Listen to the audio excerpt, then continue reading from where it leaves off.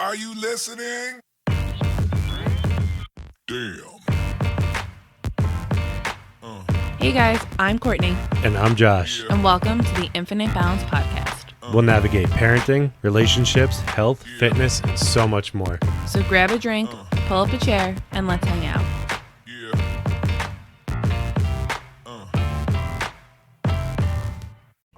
Hey guys, how's it going? Hello. I'm still looking awkwardly off to the side, but I'm trying. I am trying. I'm not used to this still. We're getting used to it, guys. Hi. So, the topic of today's show is... I'm blanking. How to set yourself up to achieve the goals and the visions that you have, and what can make this year different than other years. You know, it's funny. I was just thinking about this. I took a shower and got dressed to do this show, okay? You did. You guys are important to me. So, I think it's funny. When I was taking a shower just now, I thought, you know, everybody hated on 2020 so bad for good reason, obviously. But 2020, everybody joked about originally as the year of bringing things into focus, like 2020 vision, blah, blah, blah. And I don't think that was wrong. You know, when we look back on our personal experience or what a lot of people experienced through this past year, I think that 2020 really did bring a lot of things into focus in a really hardcore way for everybody. Yeah, I think I recently reposted something that was like, what if 2020 was actually the year that brought you vision? What if it was actually the year that gave you guidance, that gave you reflection, and just kind of all the positive ways to look at 2020 that a lot of people just don't do. Yeah. And so I think going along with what our topic is today, that it's, you know, everybody's on a good foot starting 2021, besides all the stuff that's going on in the world right now. Yeah. You know, 2020 was the year of focus and aim. 2021 is the year to fire on that aim. 2021 is really our goal, or our year to go after what we've been fighting for, what we've really been pushing for all year. 2021 is really our drive year. Yeah, you know? I think even if 2020 was the absolute worst year of your life, where there are a lot of people who it was, 2020 was the absolute worst year of their lives. And in that, I think you can find that because it was such a bad year, that it showed you what you don't want any other year to be like. And so it's giving you the vision to look at other avenues. Let's say financially 2020 was a bad year. Well, now going into 2021, what do you need to do to improve that financial situation? You know, that's just one example, but I think even in the bad, dark spots, there's a light that can come from that. And that's any year, any day, any week, month, whatever. But I think 2020 as a whole, there were so many dark moments for people, and everyone's different. But I think it's looking at the positive and seeing what those light moments are. Yeah. Giving, like we said, giving you that vision to fix what you needed to fix. There was a lot of time where we were all home and we had a lot of time to think, and now you need to act on that. Yeah, I agree. So where can you start? To our glorious dear listeners, where can you start? You know, let's not bring it to New Year's resolution, promises, and all that stuff. Let's look at goals, real life aspirations. Short term, long term, lifestyle, whatever you need to do. Where can you start? And I think for us, it kind of came to me one night when I brought it up to you, and you're like, wow, that was a really good idea, whatever. I'm scripting this just to make her agree with me. But, you know, like I brought it up to you, like we should create guidelines for what we want to accomplish, dietary wise, fitness wise, you know, things to remember throughout the day of what we're trying to accomplish.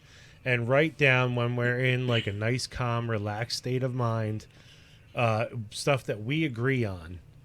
Write down steps. Like, if, something happens, this is what we are going to do.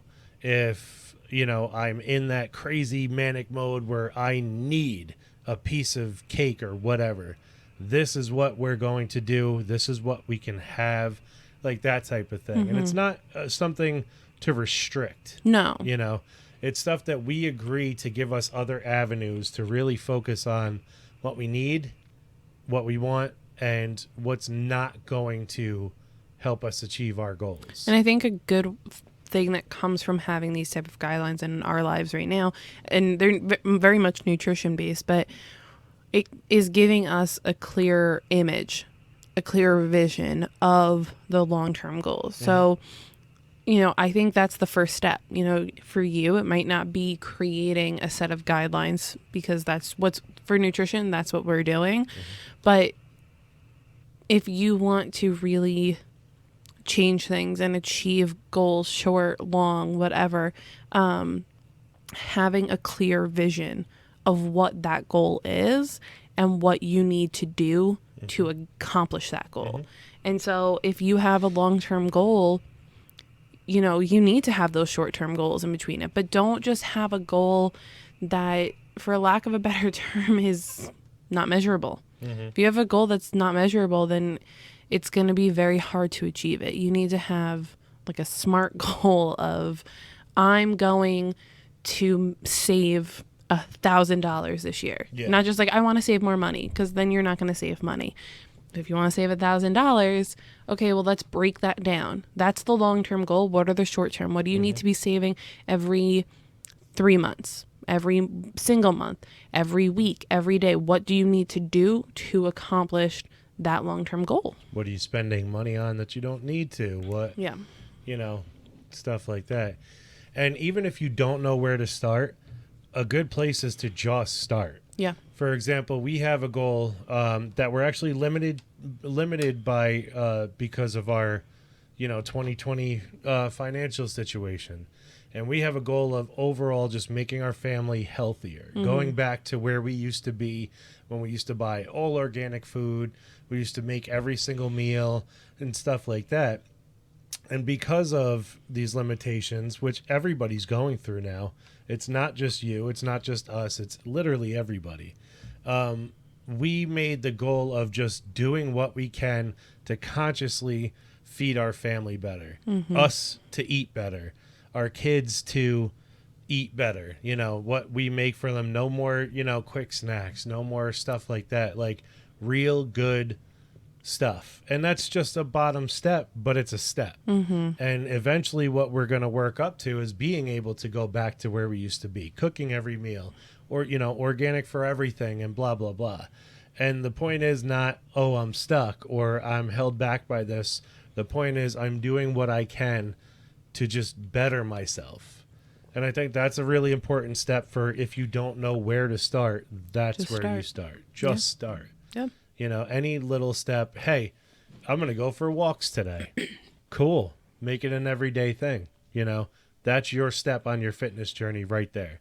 Even if you don't have an initial goal, you will get one from that. And this applies to more than just fitness, nutrition, finance. If you have a big business goal, if you have, a big quota at work you're trying to meet, that it can apply in so many different situations. And I think this is just a good starting point. And I mean, if you want to go even deeper than that, a good way to get into that proper goal and vision mindset is to fix your mindset, basically. Heck yeah, bro. We've talked about in previous episodes, I have a morning routine that works for me. I've never had a morning routine that worked for me and stuck, and I can see this sticking. Am I going to have to tweak it is in different seasons of my life? 1000%. But having that morning routine where I focus on my mental health first thing in the morning before I do anything else, that has made it so I can have a clearer vision of what I want for 2021. So look at your mindset, get a clear vision and goal. Top two things. Yeah. And to fall off is okay. To stumble, to have a little pause in your journey is okay, and sometimes it's necessary. For example, I've been very tired the last couple of nights, or the last couple of mornings, I should say, and I've been getting myself into a new routine of I'm determined to wake up before my kids. People, I'm determined. You've So got I it. started waking up at 5 o'clock every morning, and it's been surefire every single day so far this week. The only day I didn't do it was this morning. I woke up and I was like, you know what? Give myself this time to rest. I've been working out really hard this week, and physically I can feel that my body needed it. I haven't been able to get to bed by a certain time, but I've been waking up at 5 o'clock religiously every morning. And so, I just decided to give myself that extra time, and it threw off my day, but in a good way. And I had like a little more than I usually would to eat for this past week. And, for lunch or breakfast or whatever you want to call it, I eat at weird times because Brunch. I do fasting. So, but these are good things because they're reminders of why I wanted these goals. Like I woke up later than usual and I instantly just felt off. I felt like, wow, this is why I wanted to do this, because I feel so behind and I wanted to get so much stuff done and my timing is off for everything now. And even with eating, like I thought I still ate pretty good compared to what I used to eat a while ago, and I just felt like, wow, it was really too much. I shouldn't have done that. I've cut back on coffee like I've wanted to do, and I had that second small dose of coffee and I was like, oh my God, I'm jittery, and that's all good stuff. It's reminding me of why I wanted to do it in the first place. It's amazing how when you start doing something, how quickly reverting back, even just slightly, you're like, oh man, wait, that's why I changed it. Because Yeah. I believe they say it takes 3 days of doing something constantly for it to become a habit.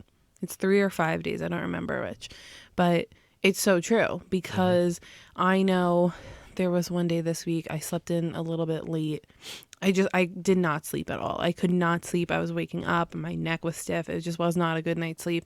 And I physically just couldn't get out of bed at 5 a.m.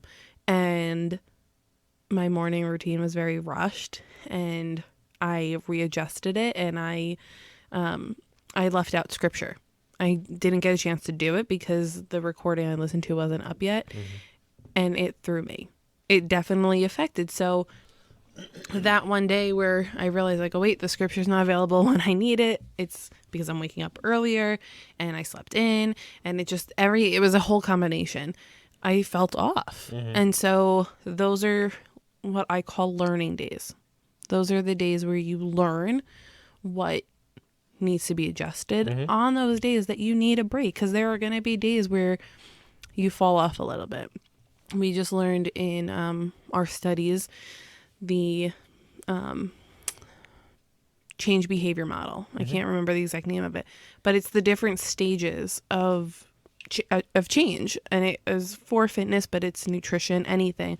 And one of the things that is taught is that when someone is in the action stage where they're actually doing the work to make that change, to be ready for slip-ups, to be like, that's part of it.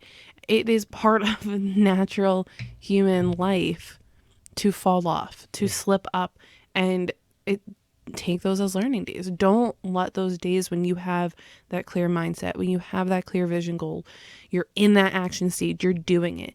Don't let that one day derail you. Yeah. Learn from it. Realize that your body accepted it. Thank your body for telling you, or whatever it is. Thank whatever it is that it happened. Thank it, grow from it, get back on the next day. Yeah. And I think it's a good sign of what I'm doing is working, because I want to go back to it. It's not something where like, oh my God, it feels so good to take a day off from everything. Like in my head, I'm like, oh, I want to lift so bad. I want to work out. I want to, I definitely need to go back to waking up at 5 a.m. I definitely need to do this and that, and like I have that drive to get back into the flow, and it's not even been a full day. And don't get me wrong, sleeping in is great, but when I think you see the benefit of waking up early, if you're not someone who normally wakes up early, it's like, oh man, it felt nice to sleep early, well rested. Yeah, there's a difference. Mm-hmm.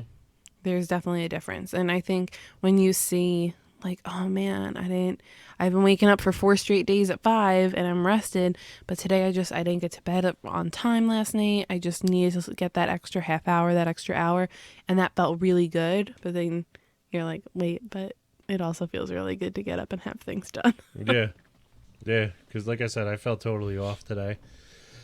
But, it's all a part of the curve, the learning curve, know. So I think those are our biggest, just to recap, mindset, clear vision goal. What's the third one? Just start. Yeah. Just start. And it might be stressful, might be,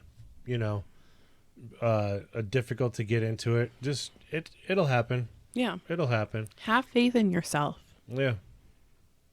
100%. And you're going to find that you're excited, and that happens with a lot of things. I know I started my new morning routine. How long ago did I start that? Probably right before Christmas, like a week before Christmas. So it's coming up on 3 weeks, 4 weeks. I'm not very good at math. And I am still excited about it. Mm-hmm. And in the beginning, when you try something, like we all know that new car smell, like after a week or two, it wears off and you're like, okay, it's become part of my routine. But when you're still excited almost a month in of doing whatever you need to do to achieve this goal, that's amazing. Mm-hmm. I know I've gone through waves where like one day I wake up and I'm like, I want to do all the things for my business today. And there's not enough for me to do. And I just want to do it all. And there's can't. There's never enough time in the day for that. But if the next day I'm now exhausted and I have no motivation, mm-hmm. what's the point of trying to get everything in that one day? Yeah. So be excited, but space it out. Don't overwhelm your body. Don't exhaust yourself. Don't exhaust your mind trying to get it all done as quickly as possible, because you will burn out and that excitement's going to fade and then you're not going to want to do it.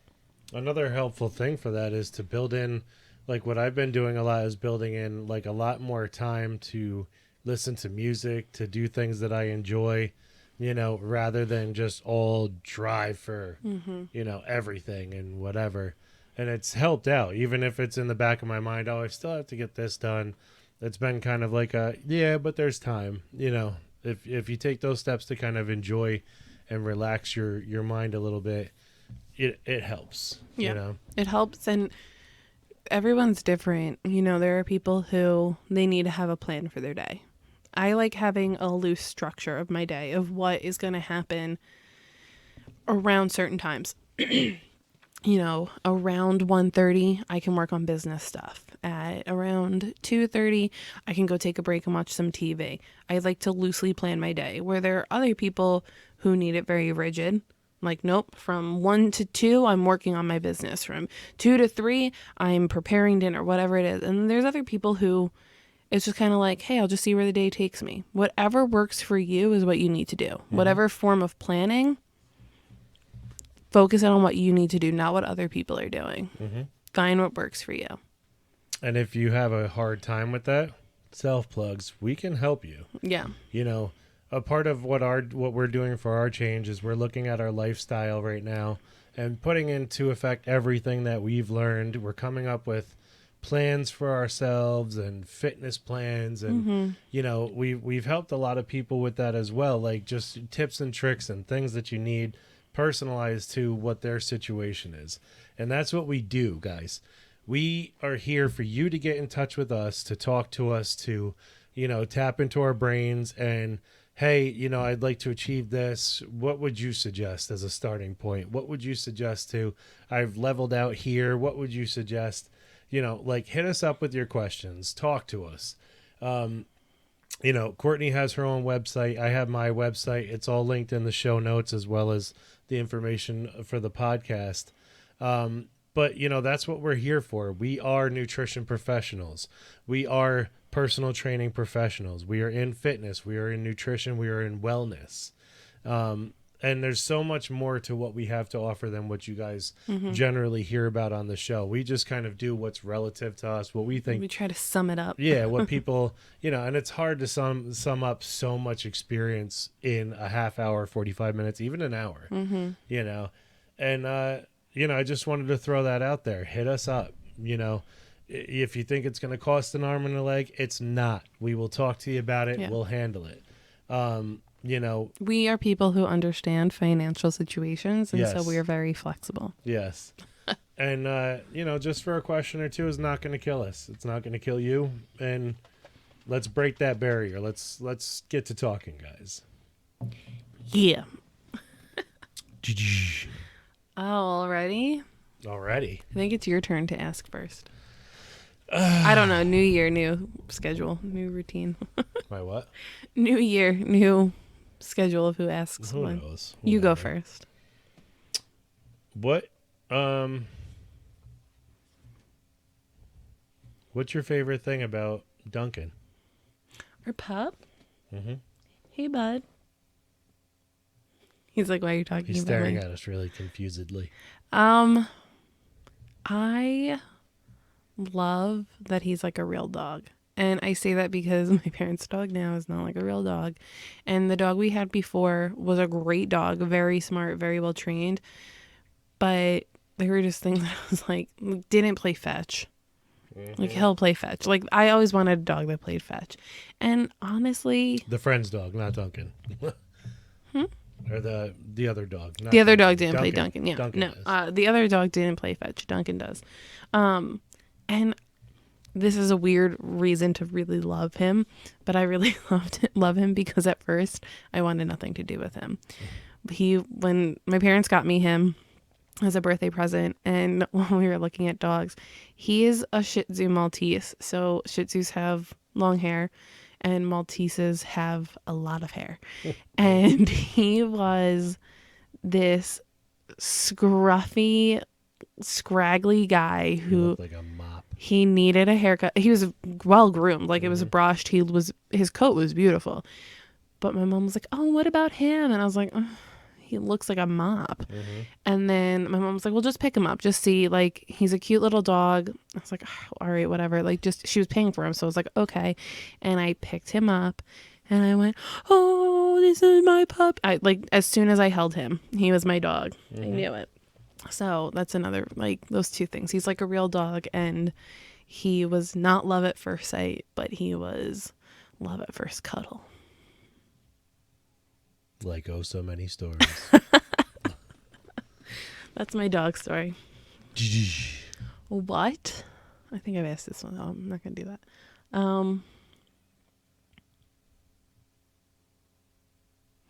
What has been the most fun age that you've enjoyed the most with our boys? It can be a different age for both of them. I'm not going to ask Mila because she's not even one yet, but Age? yeah, like what age? Like when Michael was 3, he was really fun because he did this. Yeah.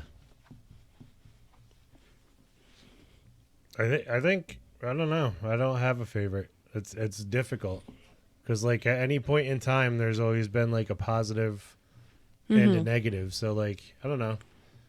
I'd say,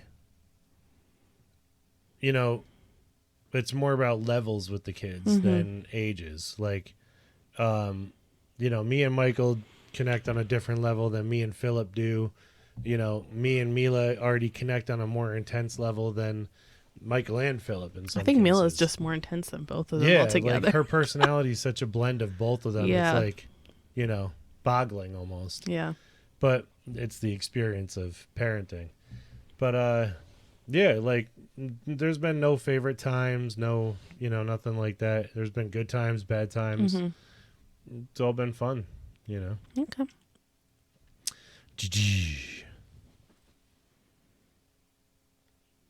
What's something,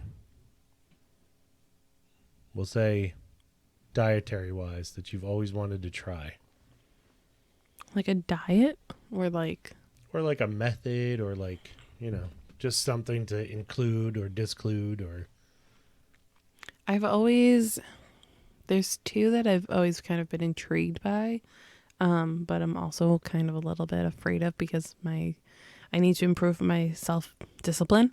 I've always been intrigued by keto, mm-hmm. and I've always been intrigued by elimination diets. Because I know, especially, like, I know keto has its benefits if you medically need them. Mm-hmm. And it's not medically needed, it's not meant to be a long-term thing, which I don't think a lot of people know. But I've also been very intrigued by elimination diets because there are things that dietary restrictions I think I need. But I'm too afraid to actually find out because I like them. Like, I love gluten, Mm-hmm. but there's probably some sort of gluten intolerance that I probably should be more aware of. And I know elimination diets are really good for figuring out what you need. So you want elimination diet in regards to eliminating things from your diet, not like a detox diet. No. Like coming up with a list. I think we've tried to do it with me before, and I did not have the discipline for it. Where, like, let's say you take out sugar, carbs, and dairy, Mm-hmm. and then you slowly incorporate one back in Mm-hmm. and see how you feel. And then you slowly, and just, it's kind of like figuring out what your body actually needs versus what you want. It's not necessarily like only sugar, carbs, dairy. It's like Those are just the three I thought of. It's like, if you're concerned that you have a food allergy, it's eliminating all of the food allergies. Yeah. And then slowly building them back in to see, which one. Those are just the three that popped into my head. Yeah. Or it can be, if you're not concerned about food allergies, you just know different things don't agree with you for whatever reason. Or you think that, your body might be contradicting something. Like, those are also different styles of it. Another thing you can hit us up about. Yeah. We won't, we'll spare you on that for now. Yeah. What's your favorite season of the year? Honestly, spring and fall. They're about even. That's why we're married. That's about. And I think it sounds cliche, but they're the more colorful seasons. Mm-hmm. They're the less extreme seasons.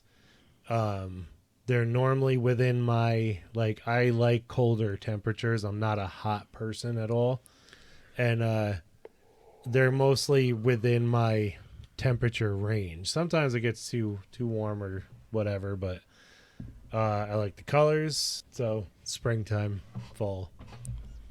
I like those seasons too.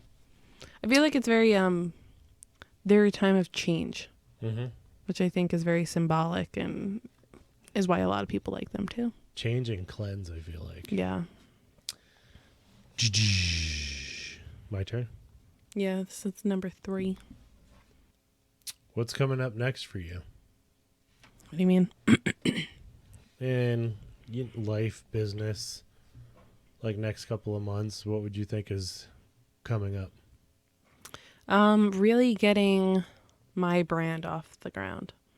I've been doing a lot of things to really jumpstart the nutrition side of it while I'm waiting for my CPT to finish up. Mm-hmm. I'm really working on getting the nutrition side of things off the ground. I feel like as a mom who works full time, who has budgetary restrictions, that there's a lot of people out there, not necessarily just moms, dads too, but I feel like there's a lot of people who struggle with staying on nutrition track while feeding a family, making sure that they can cook for their family what they're cooking for them, and to make sure that they're not going over budget. Organic food can get expensive. I'm looking into ways of like helping, like, hey, you've got a budgetary issue, no problem. We're gonna figure out how to hit that grocery store and get everything you need for the whole family that's gonna keep you guys full but keep you healthy. And I just feel like I come from a lot of different avenues that can resonate with people that you don't necessarily see them in the market. And so I'm really, really working on getting that off the ground. Cool. So watch out for me. Watch out. Well, don't watch out, but like be ready. Keep Look an eye out out. Yeah, and- keep an eye out for me so you can Like, subscribe, sign up, and whatever else. all that good. I just did a giveaway on my Instagram for a nutrition package, so I'm really excited to get going with the winner of that. Is it up now? It just closed, but it's not the only one I'll be doing, so make sure you're checking our Instagrams. I've done a giveaway before on ours in the comment section of a post, so make sure you guys are looking out for those. I want to do like a little sparkly wonder noise, but I can't do that. Let me hear you. Try it. Bling. No, like dee-dee-dee-dee. What's next for you? Gonna steal your question because that was a good one. What's next for me is really focusing on my brand. Local advertising, things like that, just building up more of a base for growth. And, I don't want to say like have it take off or whatever, but, really just homing in on what needs to get done I like it. and becoming self-sustaining. Well, guys, it's been a good episode. Sorry for all the distractions. I know I was shaking my shaker cup a lot, but yeah, this is not a plug, by the way. That's why I keep turning it. And I hope that our tips helped you. Let us know on, when you listen to this episode, tag us on Instagram, share it with your friends, help. If you liked what you heard, help spread it, help other people. Leave comments. We want to know what you guys think. Yeah. And like I said, tag us on Instagram. Mm-hmm. Tag us, listen to it, take a screenshot, put it up on a story or something, and tag us and let us know you're listening and help, spread our information we've got to share. We also are available on Facebook, Twitter, and YouTube. Hit it up. Let us know. Yep. And we'll talk to you guys next time. See you guys later. Bye. Bye.